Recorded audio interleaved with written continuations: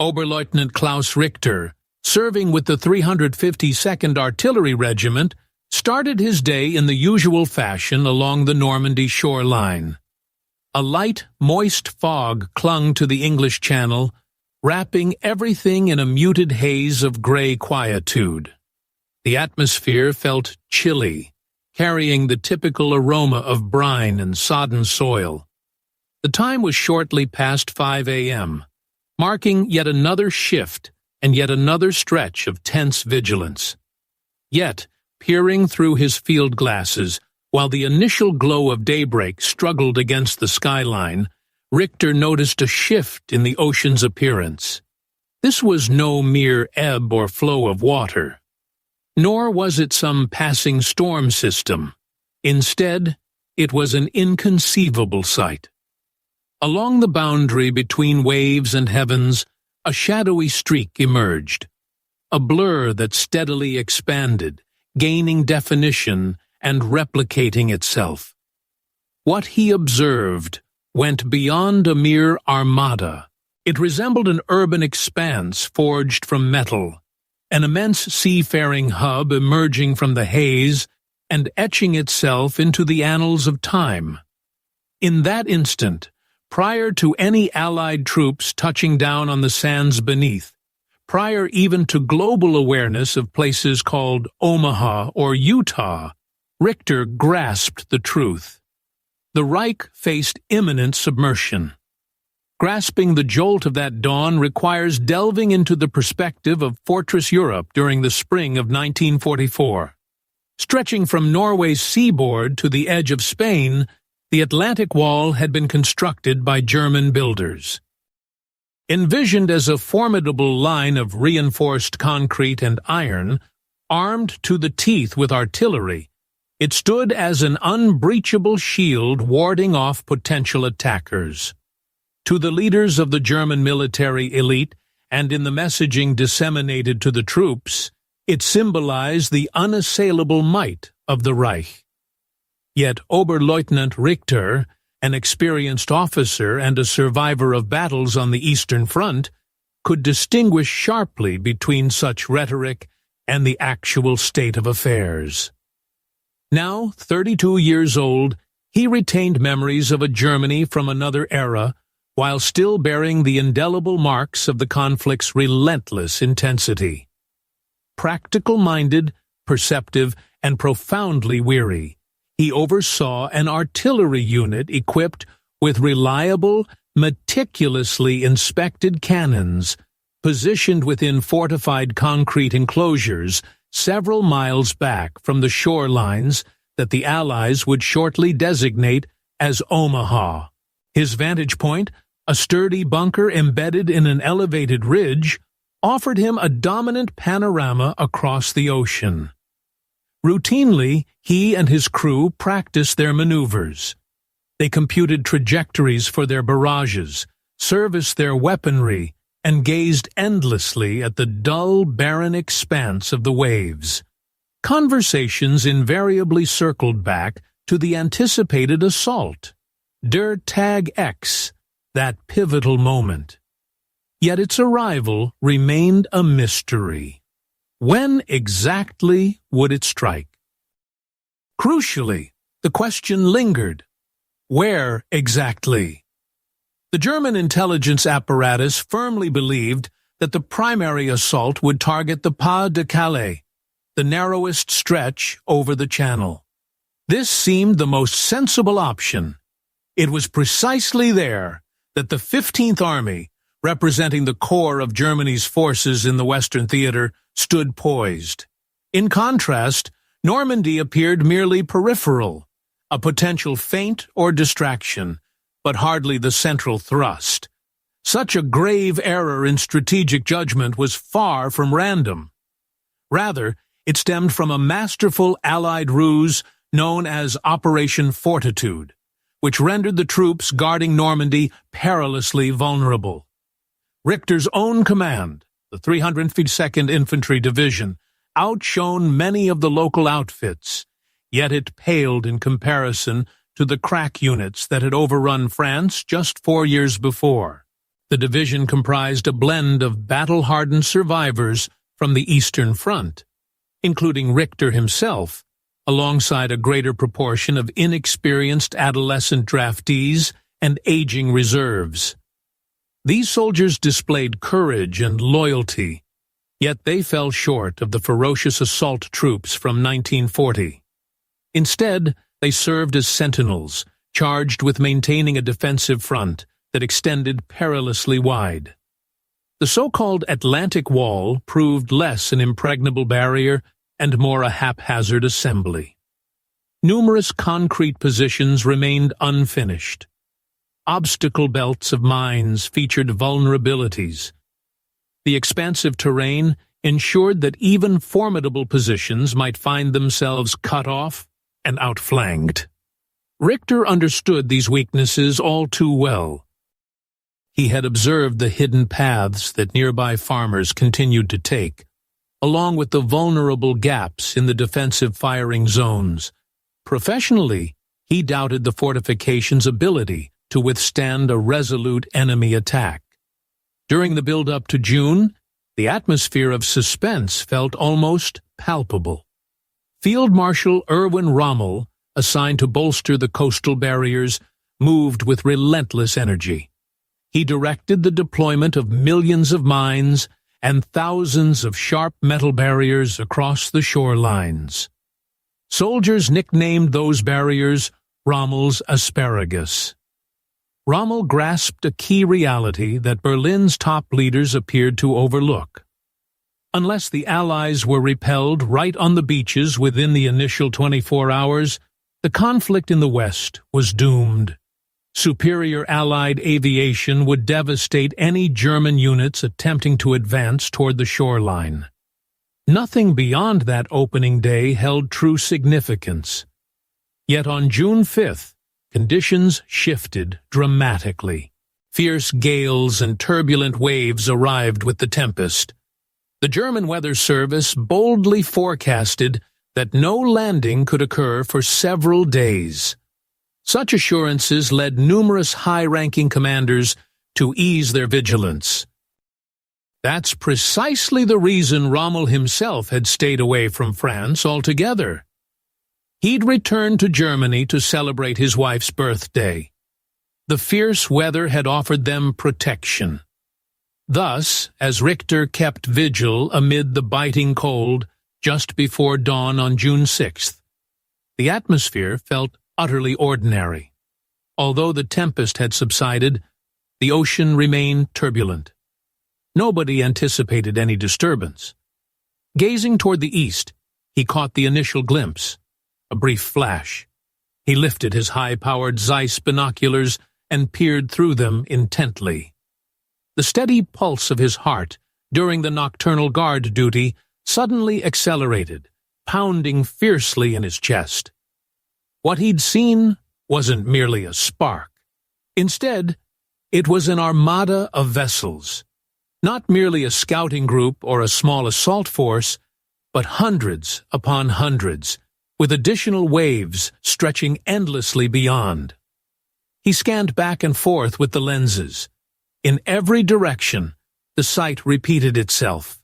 The waters, once a dull expanse of gray, now formed an impenetrable wall of shadowy, threatening forms. A chilling fear slithered along his back. It resembled the sensation of confronting an equation far beyond one's grasp. For an extended instant, Richter simply failed to comprehend the scene. The overwhelming magnitude defied all reason. Reports from German spies had projected that the Allies could assemble perhaps 3,000 ships for any assault, a feat that alone would represent an extraordinary undertaking. Yet the spectacle before him transcended that entirely. Attempting a tally proved utterly pointless.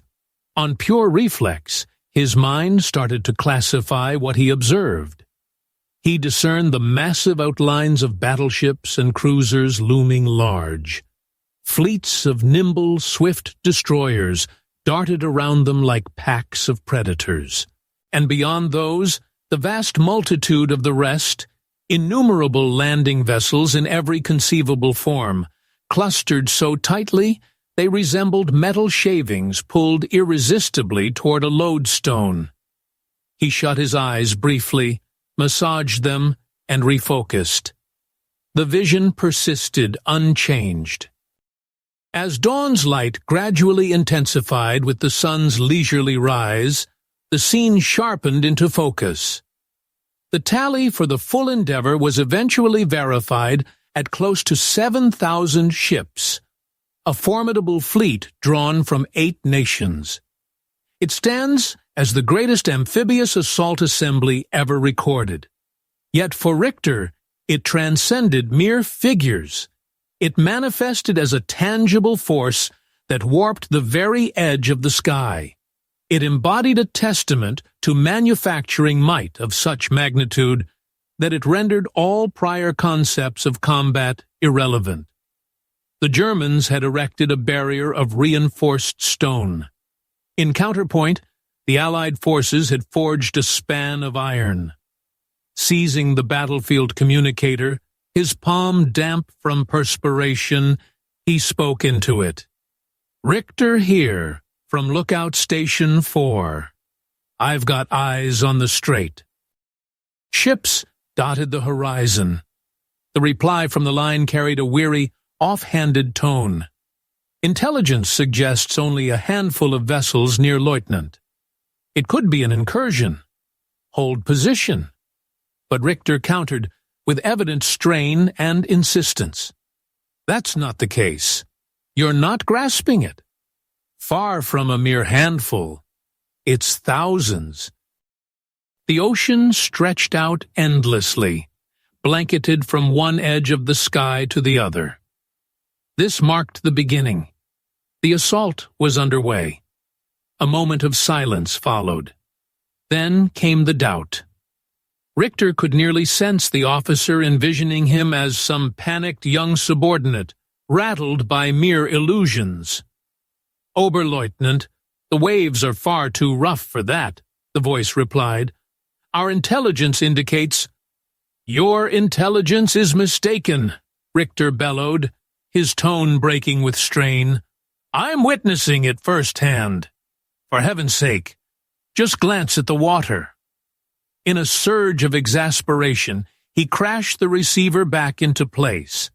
The scale of it defied comprehension. He switched to a different connection, reaching the regimental command post and his superior. "This is Richter reporting, sir. The enemy armada has arrived. Thousands upon thousands of vessels." Deep down, he realized he was inflating the numbers. Yet right then, it seemed like he was downplaying the truth. Skepticism laced the major's reply. "Richter, are you absolutely sure? Consider the conditions out there. The visibility is sharp enough to behold the apocalypse itself, Major. And it's anchored right there in the English Channel, awaiting orders to unleash its barrage." On this occasion, the desperation pierced through the hesitation. Up the ranks, inertia gripped the leadership, stemming from an inability to grasp the unthinkable. Their strategies, their charts, their briefing documents, everything crumbled against the undeniable presence bobbing just offshore. As Richter kept his vigil on the Armada, the top brass fixated on sightings of airborne troops deeper in the countryside, mistaking those for the primary thrust. The waters themselves went unobserved.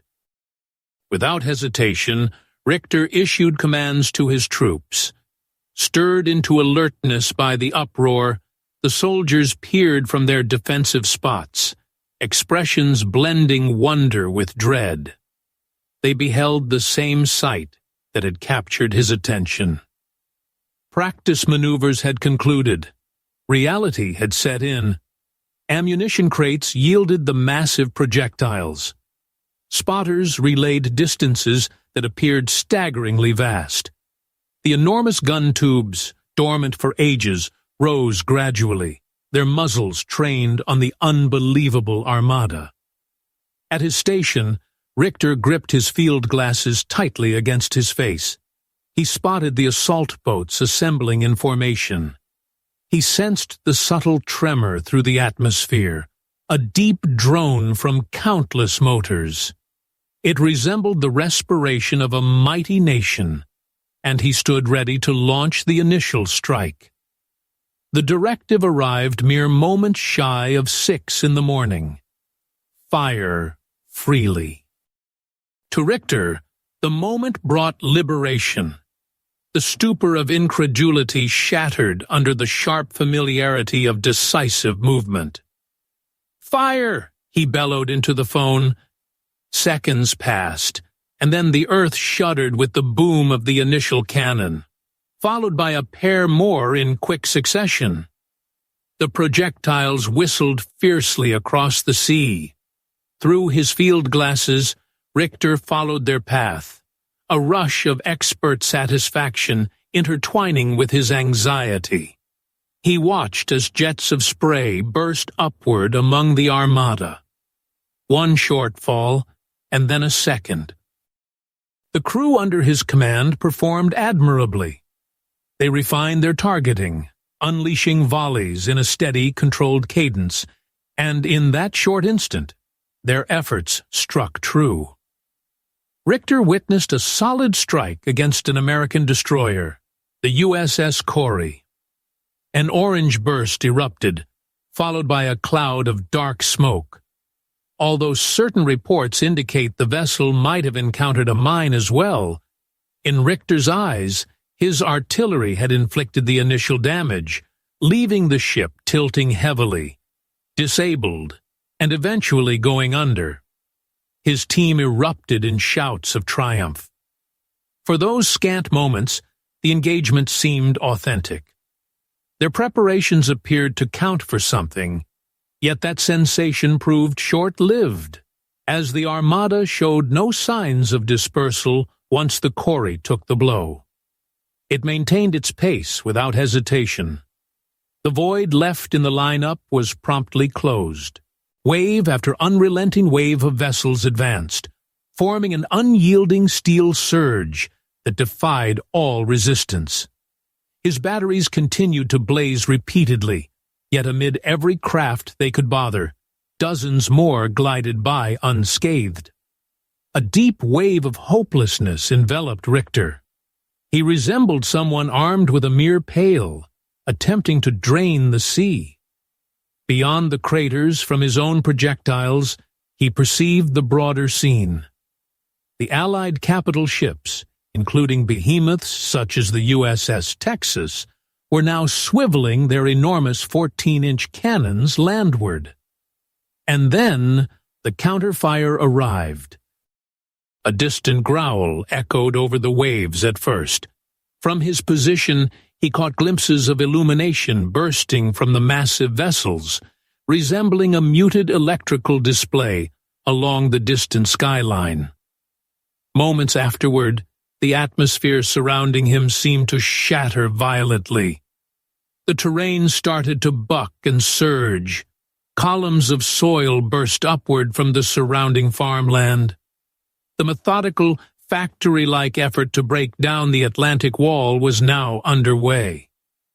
What had become of the German counteraction? Where were the tanks?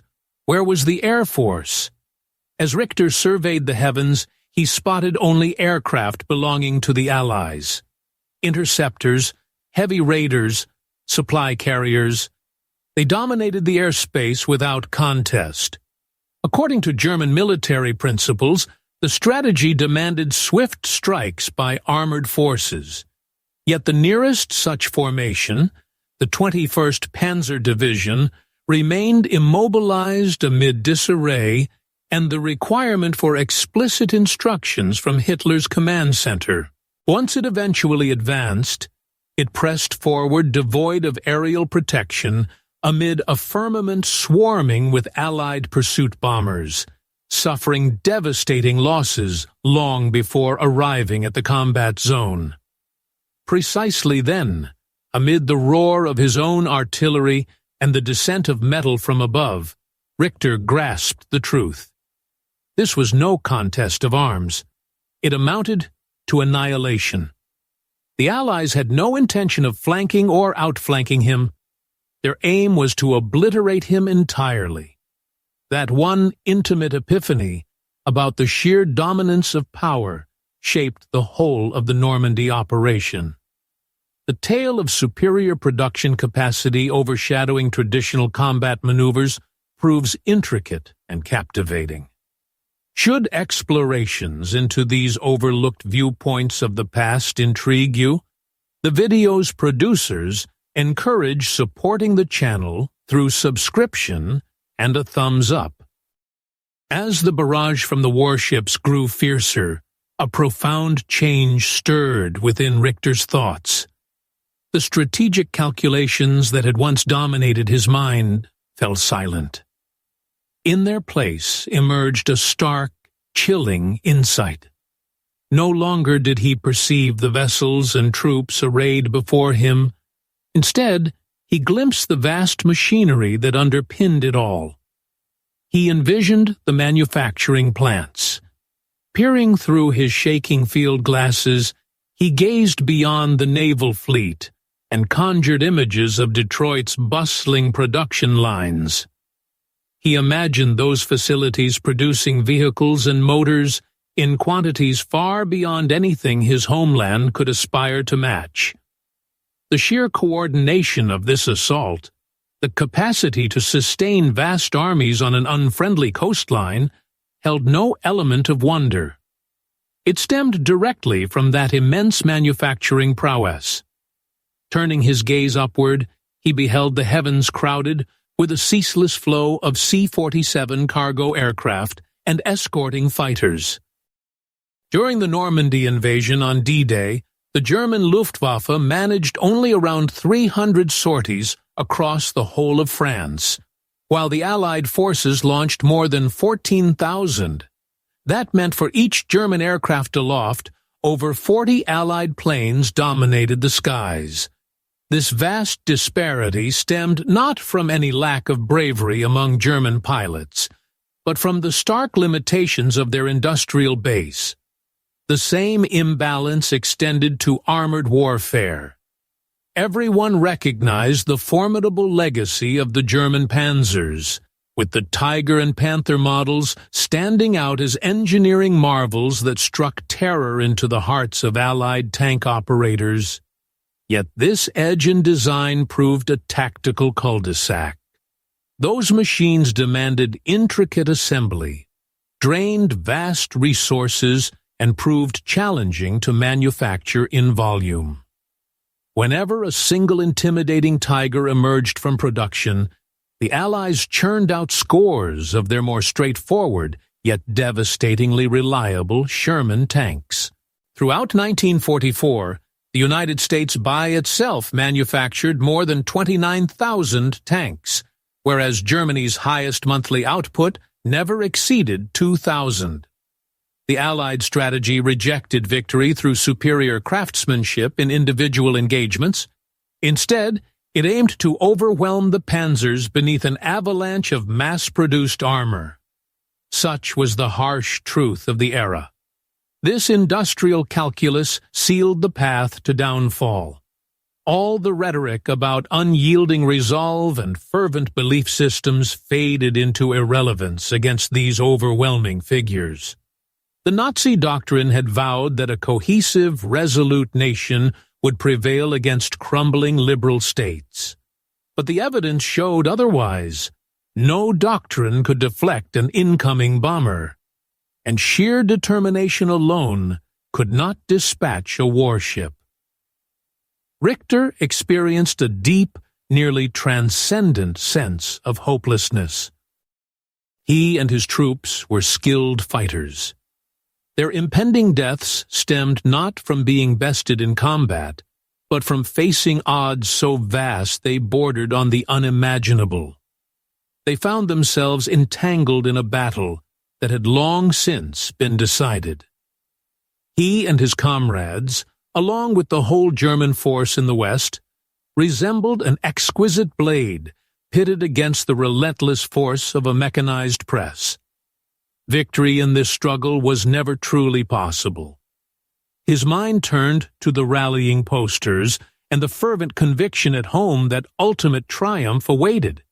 It was nothing but deception. This went beyond mere political falsehood. It was a falsehood rooted in cold arithmetic. The German leadership surely understood this. They had access to the manufacturing records. Still, they dispatched him and countless others into a conflict that victory could never crown.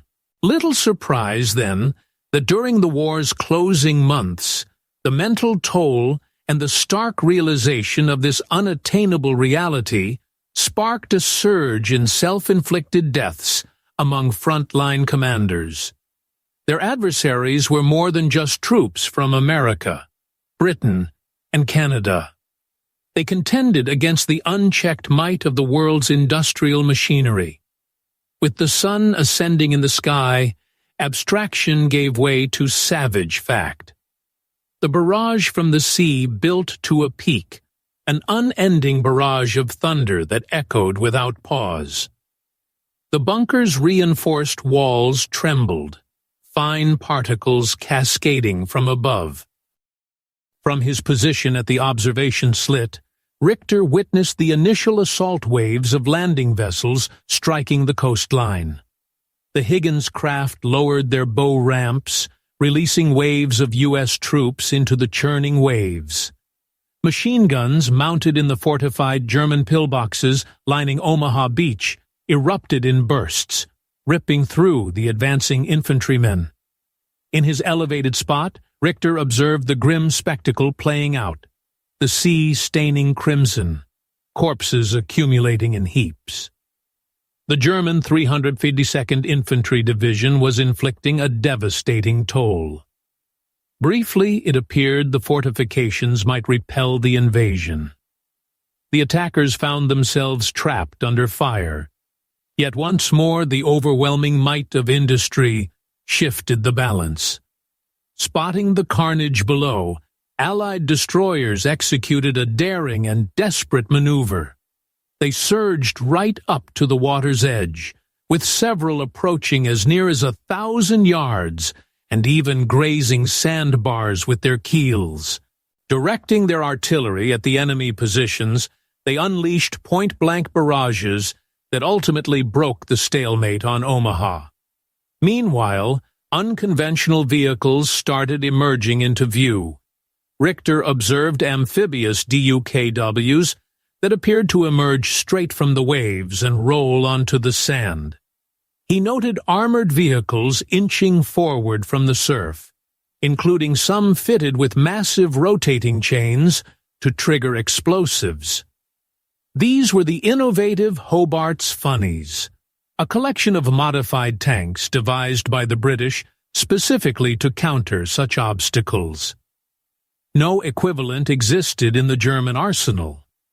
What had been chaotic combat on the strand below evolved into an organized campaign of destruction. Enemy outposts fell one by one, neutralized through a barrage of ship-fired projectiles, tank shells, and aerial explosives. Just on Omaha Beach, projections indicate the 352nd Division endured approximately 1,200 losses that day alone. An extraordinary proportion of its combat personnel eliminated over the course of mere hours. Richter's artillery unit soon drew intense focus. Explosives crashed nearer with each salvo. A strike on one of the emplacement craters ignited a massive blaze skyward. Yet another cannon was silenced. Communication wires to his position fell silent. Isolated and bereft of his command, he cast a final glance toward the heavens. There hovered a shifting canopy of Allied planes. Out on the water, the initial assault boats gave way to subsequent waves, and then yet another. Farther out lay the immense fleet, poised in readiness like an unending production line, delivering troops and supplies without pause. On that D-Day, the Allies would deploy approximately 1,500 tanks. The struggle for the shoreline continued fiercely, yet its result was already sealed. Victory hinged solely on endurance and overwhelming resources. The conflict in Normandy persisted for 2 additional months. The engagements amid the bocage would prove savage and demanding in lives. Yet they altered the inevitable course, not one bit. Each German tank eliminated represented an irrecoverable setback. For every Allied tank destroyed, 3 others took its place. The death of each German trooper created an unbridgeable void in the ranks. To Oberleutnant Klaus Richter and the myriad German troops who endured beyond that initial day, the remaining campaign served merely as a drawn-out coda. They pressed forward, compelled by obligation, terror, or a fervor for their nation that bore no link to the facts on the ground. Yet any prospect of triumph had evaporated. It dissolved with the first rays of sunlight on June 6th. We commonly envision the downfall of the Third Reich as a protracted, tormented unraveling, reaching its climax in the struggle for Berlin. However, for those stationed along the Atlantic Wall, the conclusion arrived abruptly, in one shattering instant of clarity.